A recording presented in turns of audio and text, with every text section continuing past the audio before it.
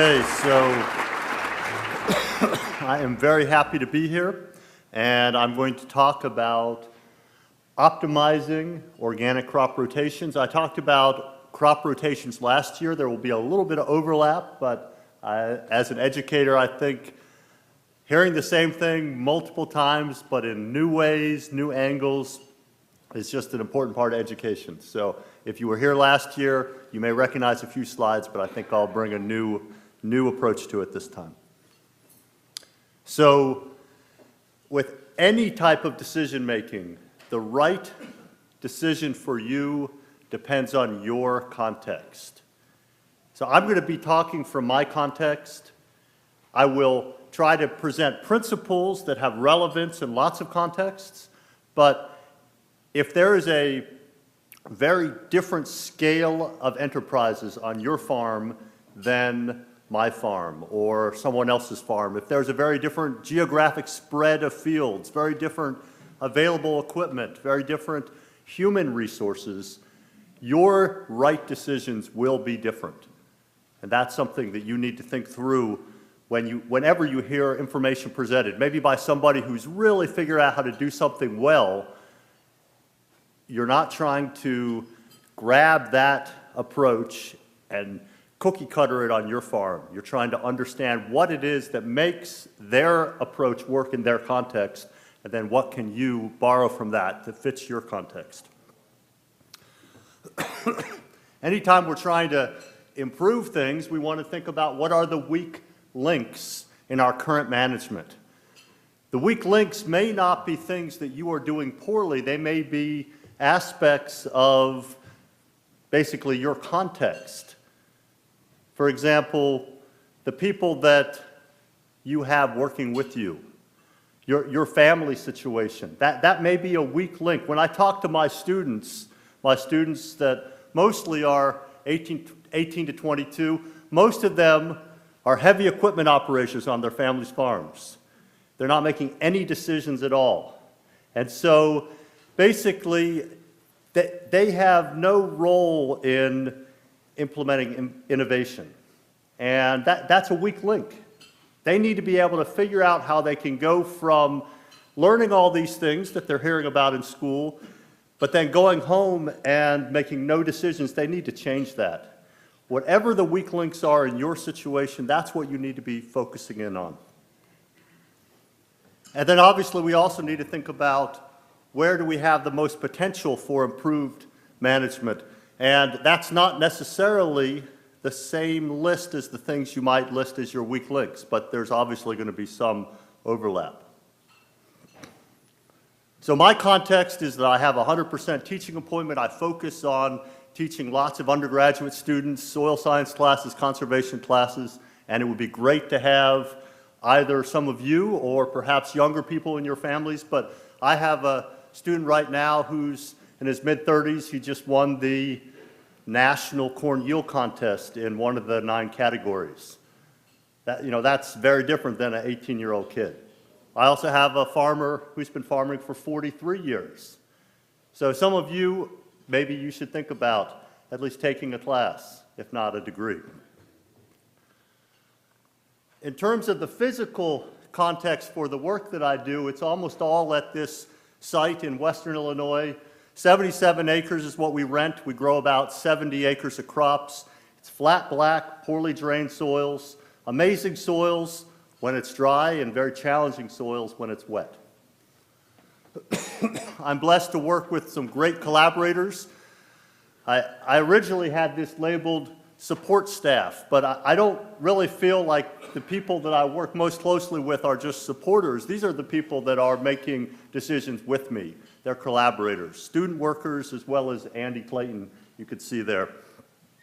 I also am blessed to have great neighbors that have lots of experience and lots of equipment, and we own almost no equipment, so we mostly are renting equipment from our neighbors. And I also am blessed to work with lots of great people in the organic industry. You might recognize a few people in that picture, but there are other people out in the audience. Clyde Mortar, for example, and people with McFarland, and try to remember your name. Jeff, yes. Great people in the industry that make it possible to do what we do on a very low budget. Speaking of somebody who's in this picture, this was a panel discussion at our field day. Our field day is typically second week of August every year. We normally have a mix of individual speakers and then one aspect that has been a highlight for a number of years is a panel discussion. And you can see Gary McDonald up there if you know Gary.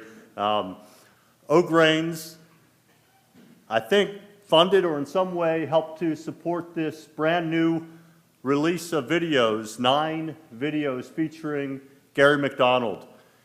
Gary's approach is amazing. It's different than what you might need to figure out how to do on your larger scale operation or with the level of technology that you bring.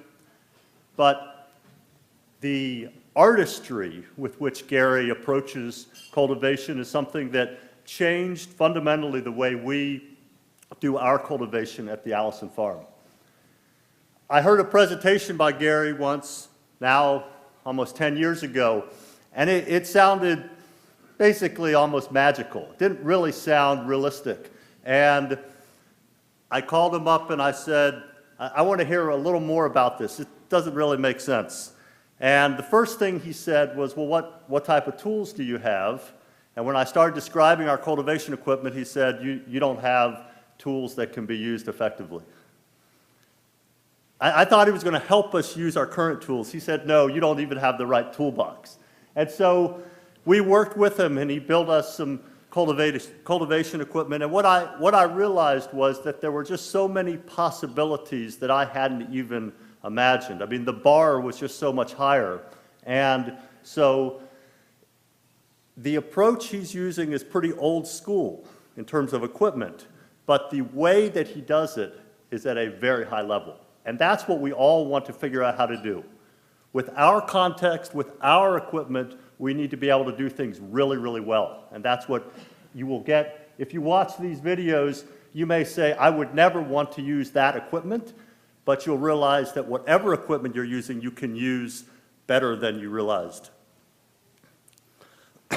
Okay, so let's think about crop rotation. Lots of different publications say basically the same thing that's in that blue box. Crop rotations, the central management tool in organic farming. What do we mean by that?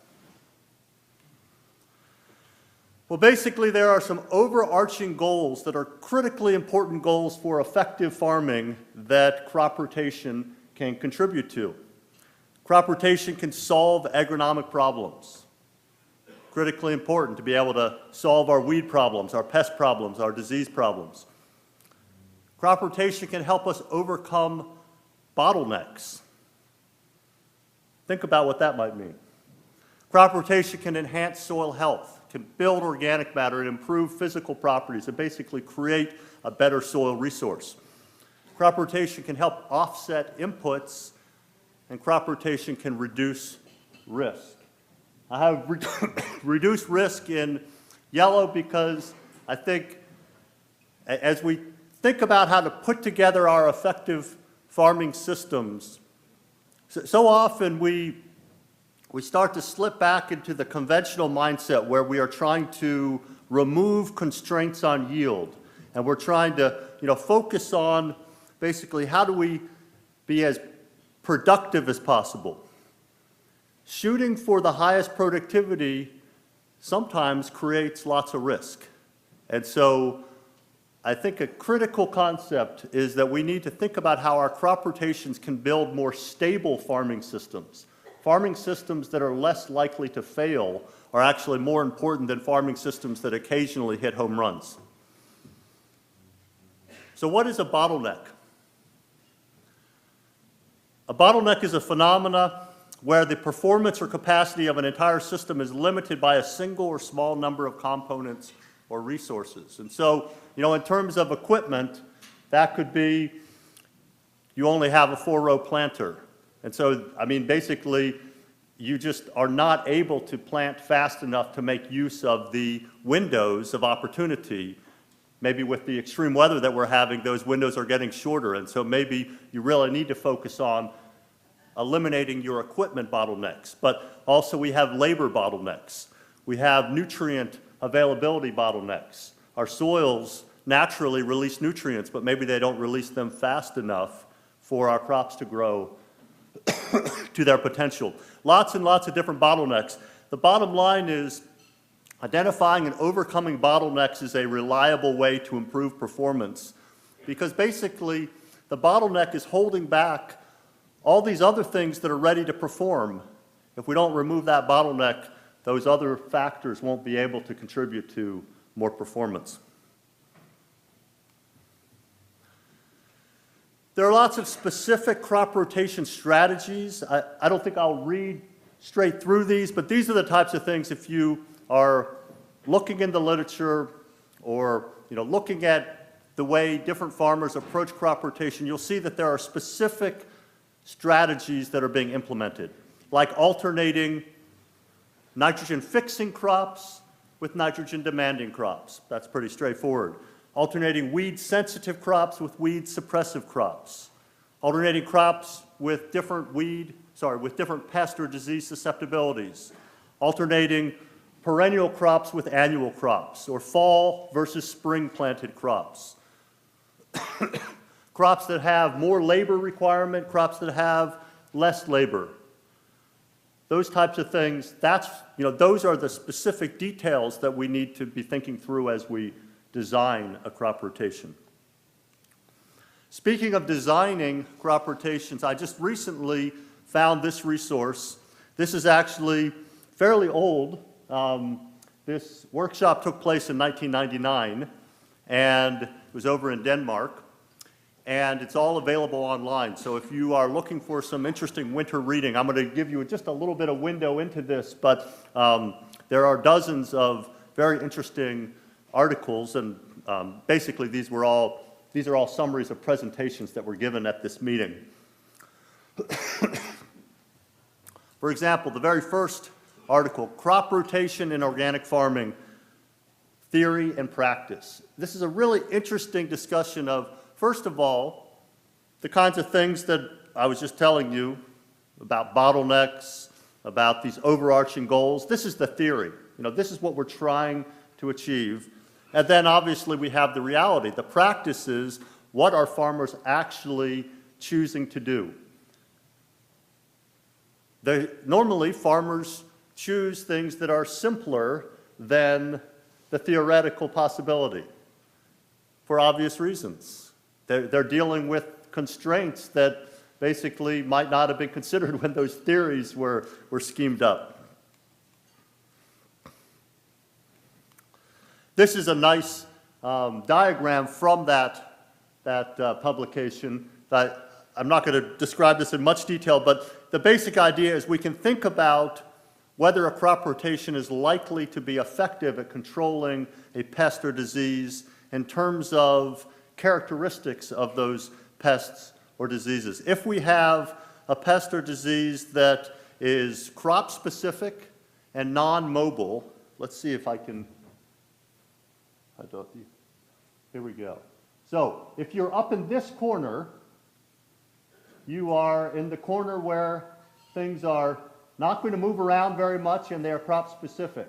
Those types of pests and diseases are very effectively controlled by crop rotation.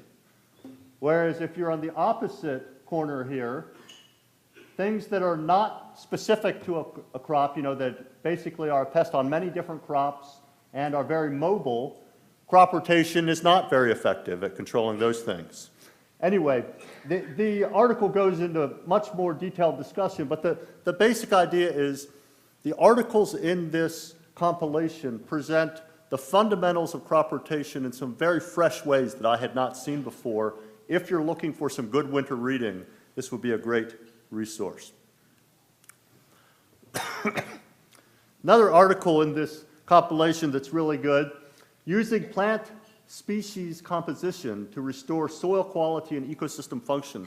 This lays out some of the things that I'm going to discuss in some detail today about how we put together plant communities that actually are more likely to build organic matter. The reality is we have this perspective in agriculture that if we add more of something, that we will probably accumulate more of that. But if we think about conventional agriculture, growing very high yields, returning lots of crop residues, the reality is that we're not building organic matter in those systems. So we need to think differently about how organic residues actually turn into retained organic matter and organic matter that's stabilizing soil structure and building function. And that's what this particular article is about. So if you're interested in learning more than what I discuss today, you can dig into this. And then another very important concept is this concept of balance between our annual crops and perennial crops. Or you could also, I don't know if you're familiar with this term in England, and over in Europe they refer to lays as basically the soil building phase in a crop rotation. It's the perennial phase. So it might be perennial forages, might be a hay part of the rotation. And the idea is that historically you would have hay in rotation, and then you would have a few years of grain crops, and then you'd go back to hay. When we think about all the different contexts that you may be in, you may not think that hay or a perennial component has any feasibility at all. But thinking about the balance between soil building and then maybe the more soil degrading phases of our rotation, that's very relevant regardless of whether you have forages or perennial forages in your rotation or not. And then one last article here. This one is particularly interesting because it talks about the difference between farmers that have farmed organically for a long time, more than 10 years, and organic farmers that are just getting started. The difference in terms of how they think about rotation. This is based on interviews with farmers in a region of Sweden, so it's a specific community of farmers, but basically the organic farmers that had farmed for a long time, they had more flexible rotations. They really had stopped thinking about their rotations as rotations, and they were really thinking about strategic sequencing. They still included lays, these perennial soil building parts.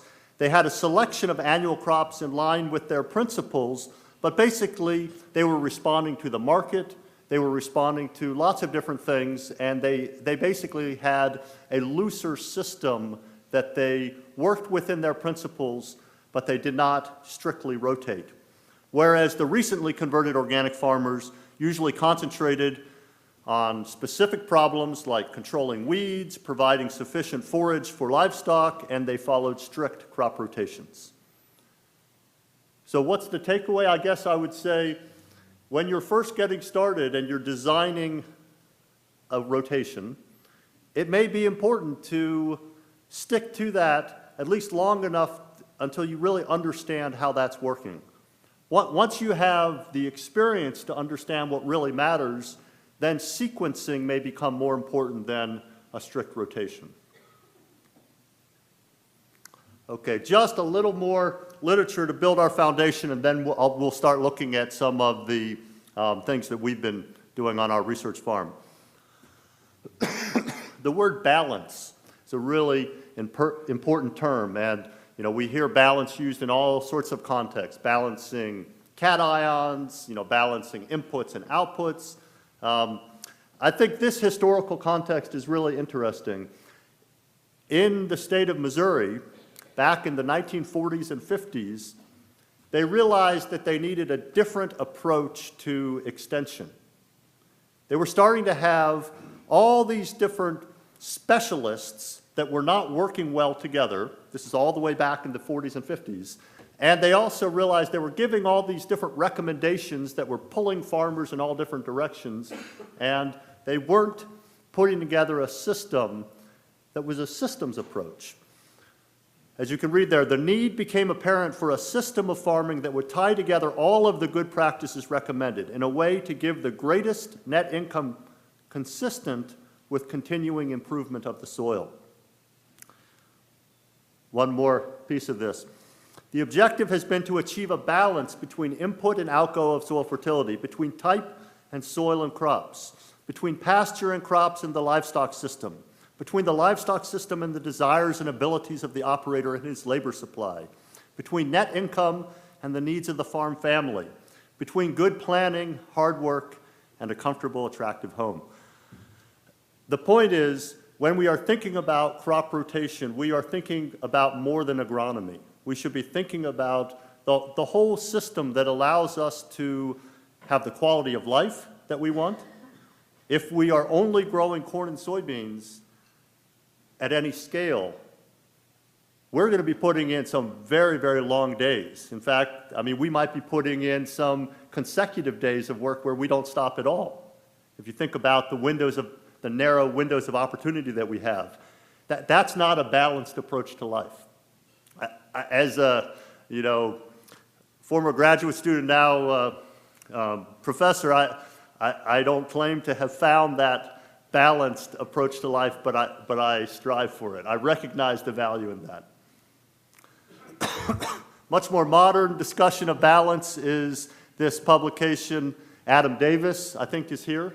And certainly some of you know some of these other authors, but this is a discussion of much more recent research, how we balance productivity, profitability, and environmental health.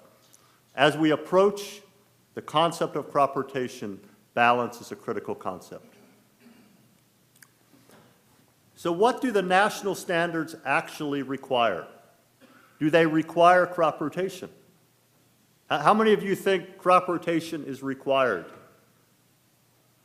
Okay, I'm seeing some hands going up, but certainly not every hand. I won't read through all of this, but basically what the crop rotation practice standard states is that we need to be doing things that take care of the land, maintain or improve soil organic matter, provide for pest management, manage deficient or excess plant nutrients. It doesn't say that we have to have a certain number of crops. It's saying we need to take care of our resources. Simple rotations such as corn, soybean, or even continuous corn with cover crops are not explicitly prohibited. What it basically says is that you have to have breaks in between crops, but that break doesn't need to be another crop. You could actually meet the letter of the law if you are growing continuous corn with a cover crop in between. But your certifier is likely to push back on that. Different certifiers have different approaches. I'm not a certifier, but basically they are supposed to push back and basically ask you, are you really doing these things if you have only one or two crops? So this is from our certifier. We work with MOSA. This is kind of the boilerplate that they will send out if they are concerned that you are not taking the rotation standard seriously. This year marks the X consecutive year that blank was grown in the fields. The rotation does not align with the crop rotation outlined in your farm organic system plan, and so on and so forth. If you can make a very valid claim that you are protecting all of your resources, that you're not having pest problems develop or weeds, getting, weed pressure increasing, then you really probably can have a very simple rotation, even a monocrop rotation. But I think it's going to be very difficult to meet those resource concerns if we don't have more crops in rotation. Okay, so we've built our foundation. Let's think about how we can use rotation, and when I say rotation, I'm not just talking about rotating crops or not just cash crops or cover crops. I'm also thinking about rotating tillage and rotating other practices. But how do we use this concept of rotation to build soil organic matter and soil health? Whenever I think about this, particularly when I'm teaching undergraduates, I start with this classic commentary. Conventional row crop agriculture, putting America's soils on a white bread diet. Has anybody read this? It's a very easy read. It's not a technical read. I think it's 2 pages. The basic idea is that we don't really have a lack of organic matter going into our conventional farming systems. As we grow high yields of corn, maybe just corn, we have lots and lots of carbon and basically organic materials going into our soils, but we're not building organic matter in most cases. In some cases, we're losing organic matter even though we have huge inputs coming in. And what the article discusses is that when we have a feast and famine, dead residue diet approach, huge inputs of organic matter result in very little retention of organic matter and very poor function of the soil. Feast and famine, what I'm talking about is, in our conventional systems, we might have a crop growing for 4 months of the year or less. And then we have the whole rest of the year is basically the famine. There's lots of dead residue out there, but it's very low quality residue, so it's not feeding the soil well. During the 4 months, obviously, there are lots of root exudates, lots of activity in the soil, but the soil gets revved up in its metabolism, and then we have this extended fallow if we're not growing a cover crop or a winter annual crop. And so the metabolism of that soil is changed such that it depletes organic matter quite differently than if we have a much more continuous supply of living roots in the soil. And then also the dead residue diet. If we only have senescent residues that basically are a plant that's grown all the way to maturity, those types of residues are very different than young succulent residues. And so that feeds the soil very differently. If we think about organic materials coming into the soil, and we think about how quickly they're moving through the system, the reality is that they're moving very quickly. Normally, more than 75% of this year's corn crop or corn residues are going to be back in the atmosphere within 1 year. But there are big differences. As I was just describing, the white bread diet versus a more complex diet changes how this happens. To build organic matter, we need to build microbial compounds in the soil. If we think about what's gone back in the atmosphere is CO2, but what gets left in the soil is the living organisms, the plant compounds, and the microbial compounds. What really builds organic matter is the microbial compounds. And the transformation of plant compounds into microbial compounds is one of the hottest topics right now in soil organic matter and soil ecology research. Because what we're figuring out is that our old perspective that building organic matter was all about accumulating old plant materials is actually wrong. Old plant materials are in the soil, but they don't really accumulate to build organic matter. What builds organic matter, and at the same time builds structure and ecological function in the soil, is when we build microbial biomass, the living microbes, and then also the microbial compounds, the residues of the microbes.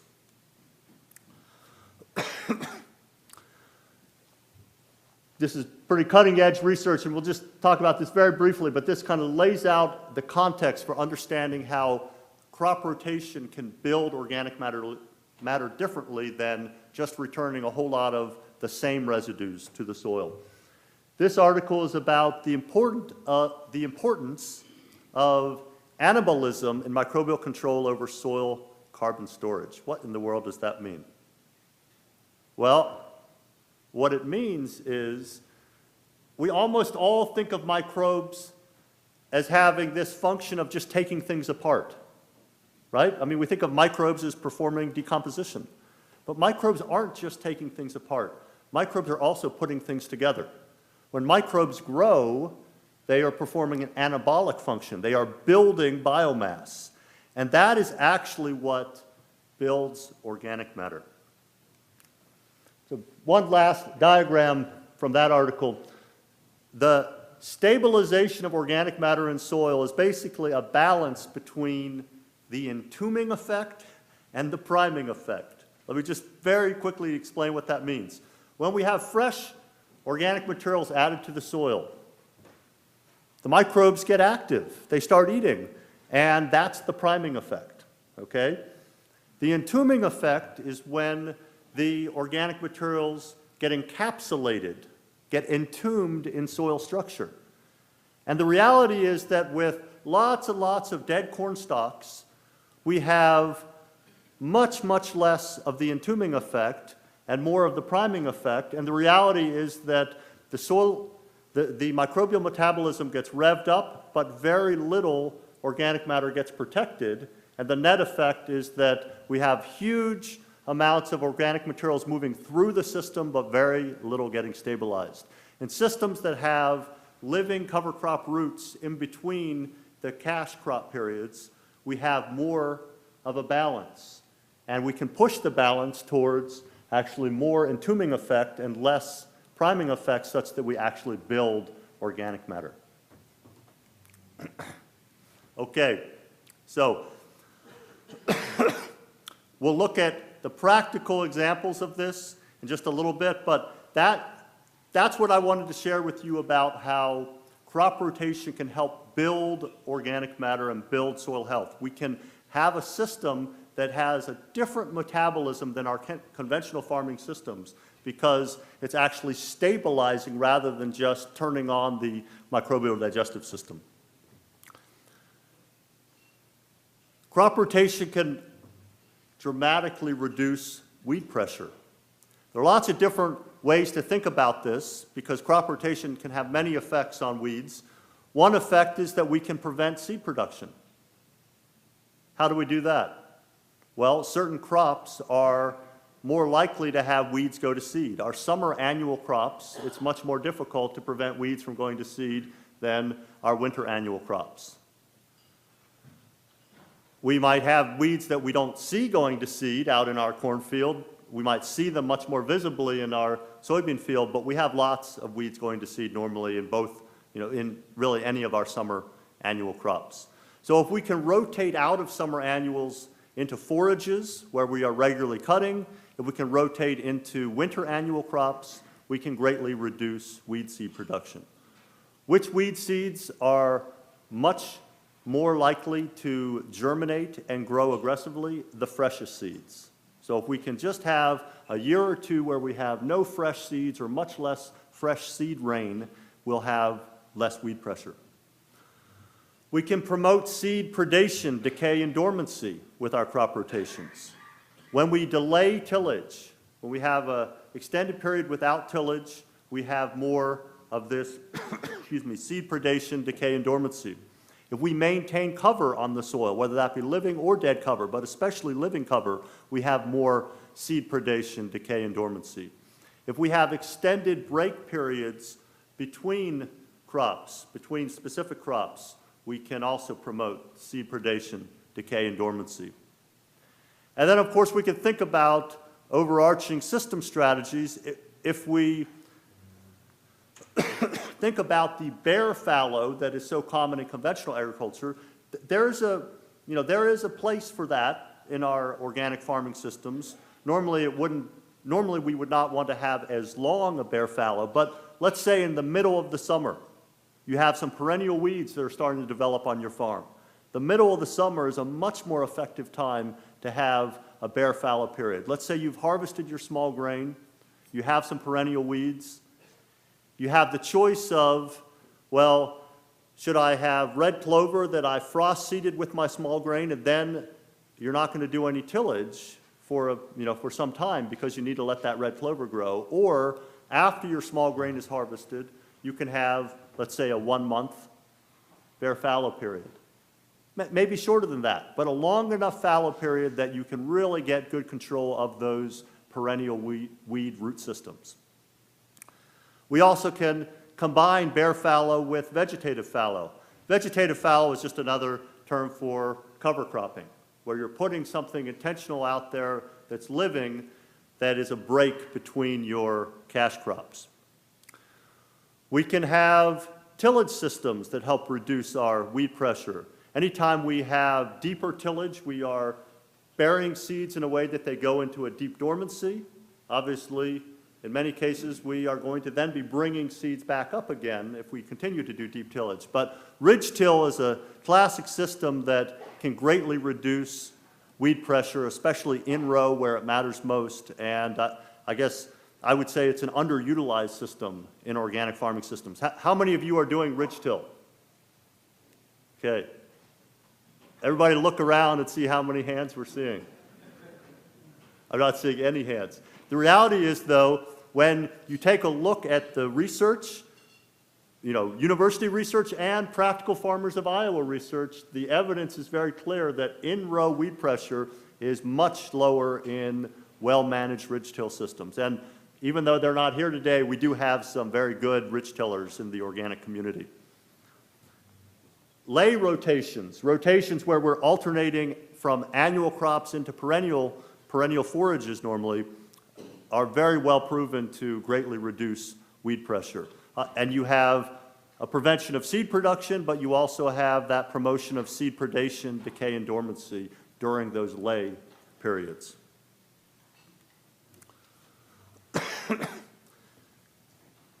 We can use rotation to reduce risk. How many of you are familiar with this book? Future Harvest, Pesticide-Free Farming by Jim Bender.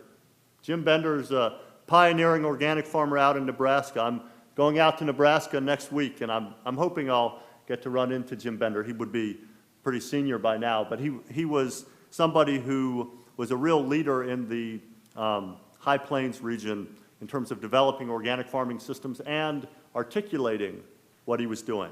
In this book, Future Harvest, I know at least one person has this book when I think about it, because I did give a copy to Jack. Do you ever take a look at this book, Jack? Okay. Anyway, do you remember this particular statement? He talks about it's more important for organic farmers to minimize the minimums than to maximize the maximums. What in the world does he mean by that? In other words, he's saying it's more important to avoid crop failures than to pursue the highest yield or profit potential. Let's think about that. This is an example from our research farm. This last year, we had so much rain, like probably most of you guys, that we were not able to plant any soybeans until July 1st. And we planted half of our soybeans on July 1st and half of our soybeans on July 2nd. We had one field that was slated for a corn experiment. It had actually been planted to a 40-10 P mix in, trying to think what date do I say on there, 3/28. On March 28th, we planted it to forage peas. We were hoping to do a corn experiment, and then, the rain started. And they would stop just briefly, just enough to get us excited, and then it would start raining again. And so we had to pull the plug on that corn experiment. But we had this field that was open, and we decided, what the heck, we'll try planting some soybeans immediately after rotivating this field. So we rotivated on July 2nd. It had a mix of 40-10 forage peas that had been bat-winged, as well as a bunch of weed residue. It was about 12 inches of living residues that we tilled 2 inches deep with a rotivator.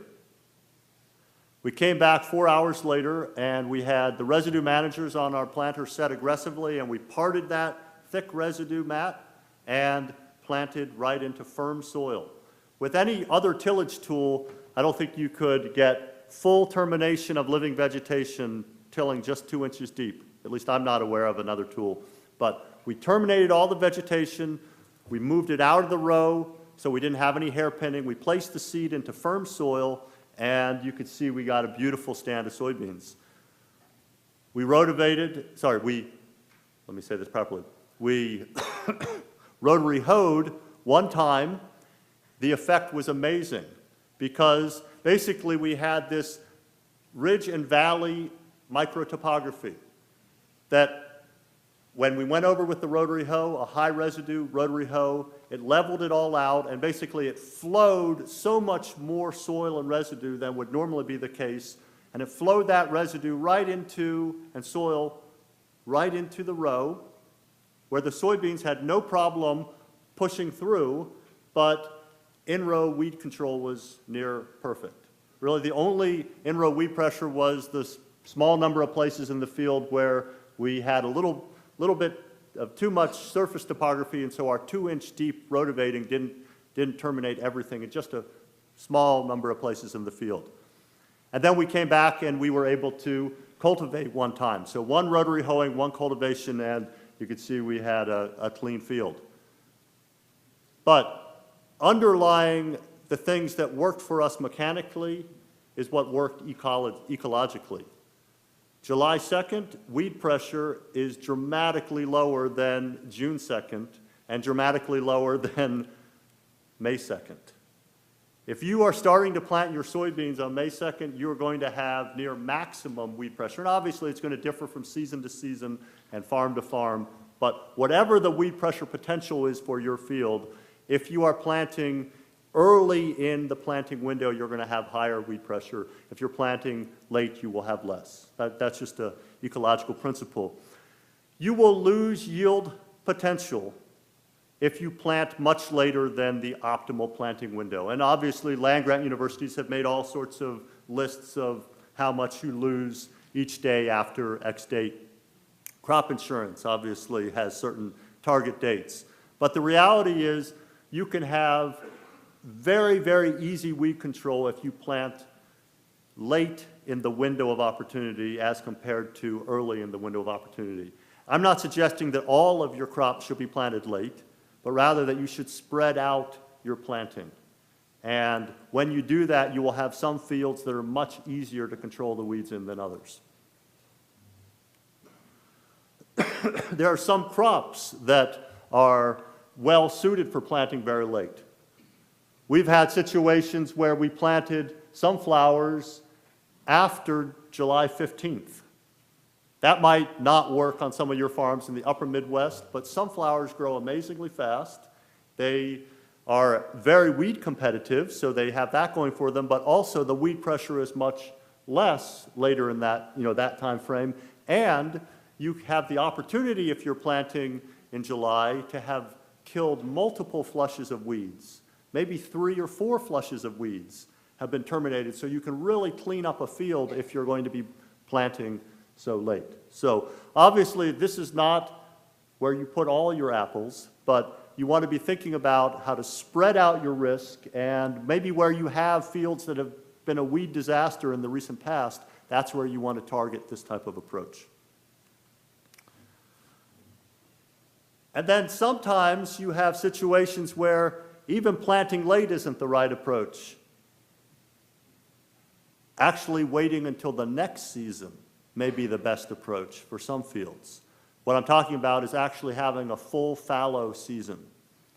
As I write here, periodic inclusion of fallow can be a problem-solving and profit-promoting phase in your crop rotations. And in the background, I have an enterprise budget calculator off the Iowa State website. Bottom line is, yes, you're not going to have cash flow that season unless you can use that fallow season, perhaps for grazing. But if you're able to reduce risk and increase yield potential substantially, for example, you can use this enterprise budget calculator and run 150 bushel corn versus 200 bushel corn. If you can grow 200 bushel corn with less risk and no more inputs, maybe actually less inputs in terms of your labor, as compared to 150 bushel corn, you may be coming out significantly ahead by growing that 200 bushel corn crop after a fallow season as compared to growing 150 bushel corn crop that maybe you're lucky even to get that because it's a very risky situation where you know the weed pressure is high, you know that maybe the stand is poor because you've gotten off to a poor start with extreme weather. And so taking that season as a fallow season and maybe even getting paid to do that as a prevent plant situation, that really may be the best approach in some situations. Some farmers use fallow as part of their rotation. How many of you have a season of fallow built into your rotation? Anybody?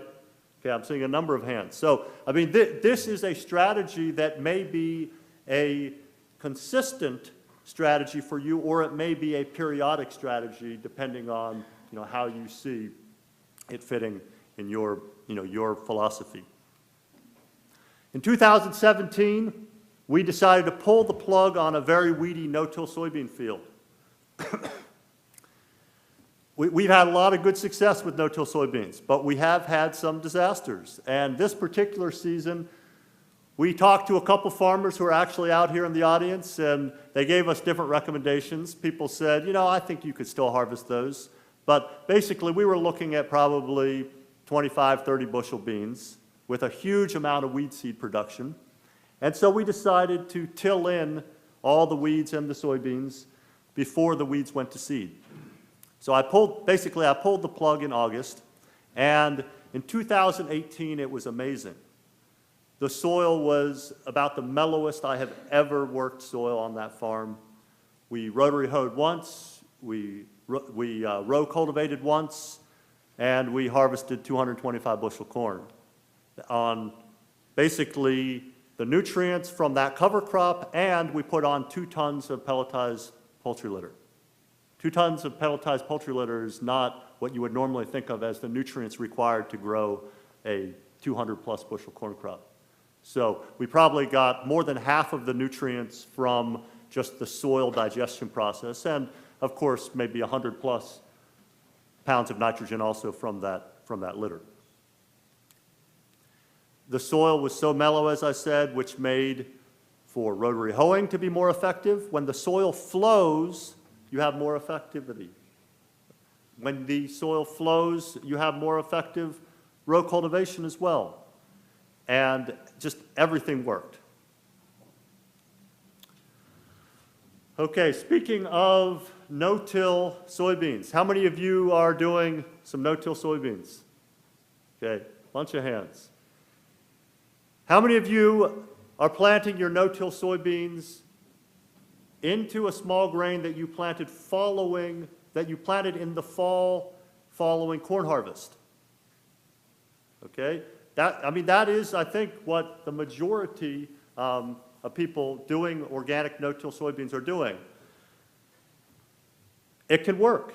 Obviously, some of you are making it work, but if you haven't thought about alternative approaches, I will tell you, I think it's pretty clear that it is risky to plant, whether it's rye or another small grain, after corn harvest into that high residue environment and expect, unless you are harvesting your corn very early, it is risky to expect that you're going to have a consistently high enough biomass, uniform enough biomass, rye environment to really control weeds in your soybeans. It certainly can work, but when I say it's risky, I'm telling you that there will be years, maybe half the years out of 10, when you may not be real pleased with the results.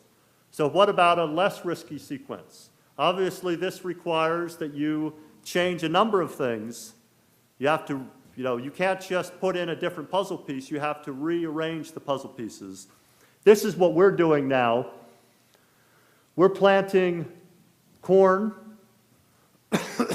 following that with field pea, and now in the recent past, we've been doing field pea mixed with oats. So we're actually harvesting a pea-oat grain mix that we sell to a dairy farm, and we don't need to separate it. They're buying it as a feed. But if you grow those field peas, you're going to have volunteer peas that come up as a nice legume cover crop that helps fix nitrogen to supply what comes after those field peas, and it can be a mix of, as I said, a mix of field peas and oats. The bottom line is, after that small grain harvest, the field peas or the field peas and oats, you have a big window of opportunity to plant your cereal rye or triticale and get a really good stand. You can plant it into warm soil that has enough nutrient availability. You've done some tillage. You're not planting it no-till. You've prepared a seed bed. So basically, you've optimized the environment for planting that rye. You can use lower seeding rates, have excellent tillering, and have a really low, from my experience, really low-risk environment for making organic no-till soybeans work the next season.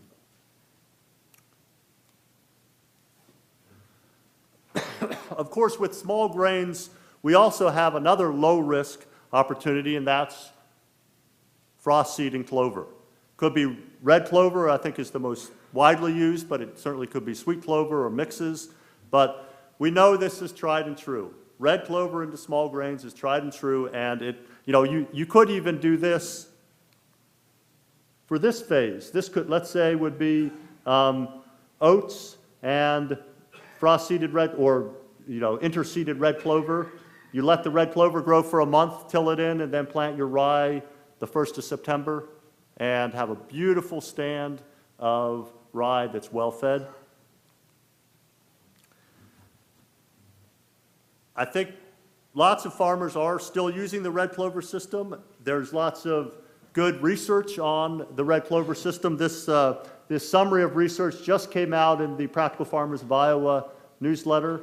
I strongly recommend, if you're thinking about how, either to add red clover or to manage your red clover more effectively, this is a great summary, great discussion of what Kevin Shelley in Wisconsin shared at a PFI meeting. So I'd highly recommend that. At the same time, if you're currently using red clover, but you are having problems with perennial weeds, and that's one of the things that has come with our reducing our tillage and increasing our use of no-till on the farm. We have more problems with perennial weeds at the WIU Organic Research Farm. We have shifted from using red clover to, we still do a little bit of red clover, but we've shifted to doing more and more diverse summer annual mixes. It's a little more risky because you have a lower likelihood in the middle of summer of having enough moisture for your diverse cover crop mix to establish quickly. It's more reliable to plant that red clover seed into the small grain than it is to plant these summer annual mixes, but we have had a lot of good success. It's just sometimes it takes weeks, maybe even a month, of the summer annual mix seed sitting there before you have a good rain. Anyway, they eventually come up, and as long as you have enough growing season, you can grow a lot of biomass and get 2 birds killed with 1 stone. You've killed your perennials or greatly set them back, and you have a diverse mix of summer covers that can include a lot of legumes, fix some nitrogen. You can make great use of manure applied in the summer.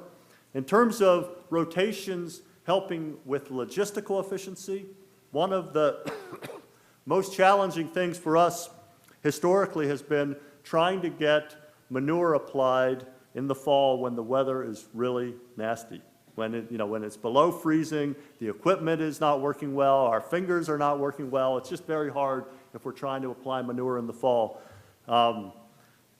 Applying manure in the middle of the summer after a small grain harvest will set you up for excellent growth by your summer annual mixes. You'll capture those nutrients and really multiply them.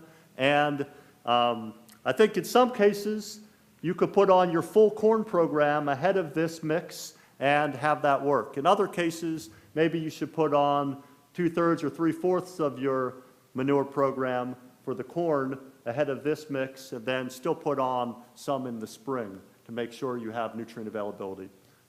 Maybe just planter-applied nutrients for your corn.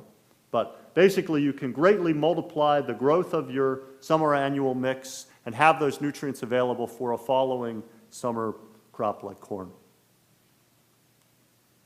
This is just another example of a mix that we've used. Whenever we plant these summer annual mixes, one thing that's nice is, in addition to what we plant, we always have the volunteer of the previous cash crop. In some cases, volunteer cash crops are a problem, right? We don't want that volunteer corn in our soybeans. But when we have oats or oats and peas, that's an excellent addition to these summer annual mixes. And so basically the rotation is, designing a rotation so that we benefit from the volunteers rather than the volunteer being a problem, that's something to think about. Take a look at this mix right here. We harvested oats and peas in late July this past season. It was not a good crop. It was severely compromised by the extreme flooding. Part of it not being a good crop meant that we didn't harvest very much, but we also had a lot of light seed that blew out of the combine, and we applied manure. We ran the McFarland tool over this, set about 1.5 inches deep, and terminated most of the summer annual weeds that had started to grow, planted the volunteer oats and peas very effectively. They responded to that manure. We also had enough rainfall last fall, and we grew a tremendous stand of oats and peas at basically no cost. We didn't have to plant those. Sometimes if you grow a summer annual mix, you can just let it winter kill. In other cases, what we're doing here is we have a neighbor that does a lot of custom application of cover crops. He only farms about 500 acres, but he plants, I think, about 6,000 acres of cover crops. So he wouldn't be able to justify this tool just on his farm, but he has a good custom cover crop seeding business. And he doesn't always do the seeding. He also does just vertical tillage, sizing of residues for some of the neighbors. But anyway, we were able to have him come over, and he could dial in any seeding rate we wanted very easily. And so he ran over a summer annual mix. It was basically this mix right here. He ran over that and planted 12 pounds of rye to the acre. That is a very low seeding rate.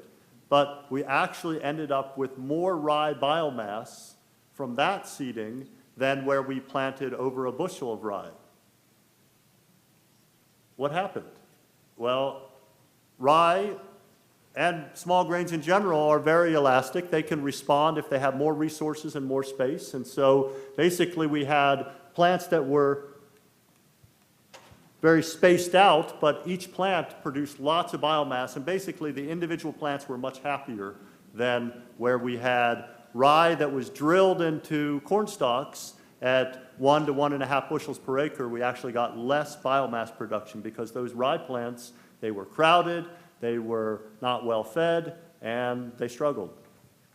Joel, we are at time. This is such incredible information. I don't want to stop you. I'd actually like to potentially go into the next break and have you keep going. Well, I'm almost done. I want to have some questions too. So if Yeah. that's okay with the audience, Joel and this is exactly what I was hungry for, Joel, in terms of information. So I don't want to cut you off if people are okay with we'll push back the other presentations and go into the next break a little bit. I'll wrap up the slides here, and if we have time during the break, I can take some questions, or I can take them after. A few questions now too, yeah. though. So Okay. we'll go over 9 o'clock. Yeah, okay.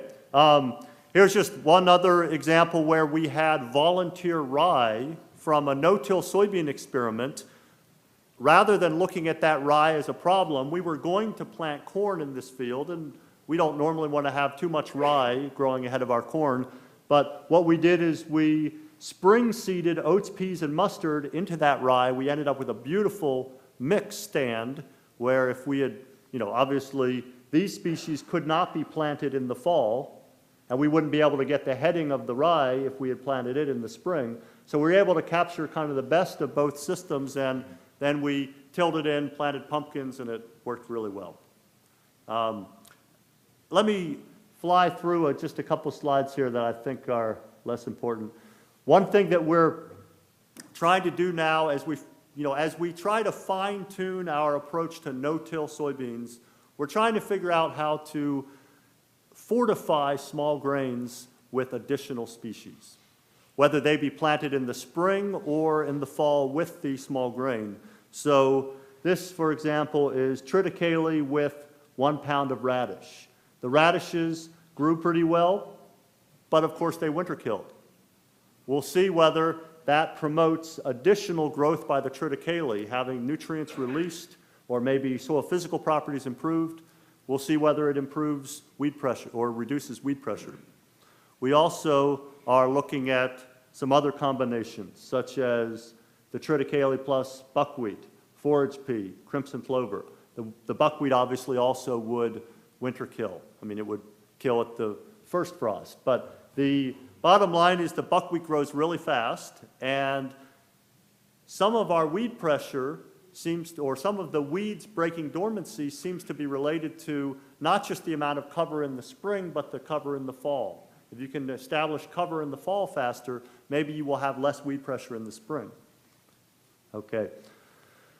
Just to now kind of wrap up with where we are at with our most diverse strategies on the farm, we have been going towards some wide row plantings. This is where we planted 60-inch corn for the first time in 2018, and we ended up losing yield, about 20% less corn yield, but we had 5 to 10 times more cowpea biomass between the corn. We planted oats the next season, 2019, and you could see all those green rows. That's where we had oats planted following corn with interseeded cowpea. In some cases, it was interseeded into 30-inch rows, in other cases between 60-inch rows. But wherever we had the cowpea, we had more oat biomass the next season. We also are interseeding cowpea into 30-inch corn, and we've seen some benefit to that. But you simply never get anywhere near as much biomass under a 30-inch canopy as compared to the 60-inch canopy.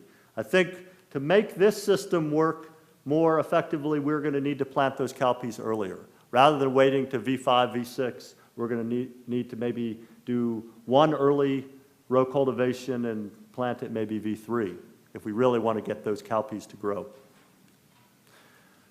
Here's probably our biggest success with the wide row or solar corridor concept. This was our last season. We had 2 30-inch rows of corn and then a skip row that we planted at the same time to forage soybeans.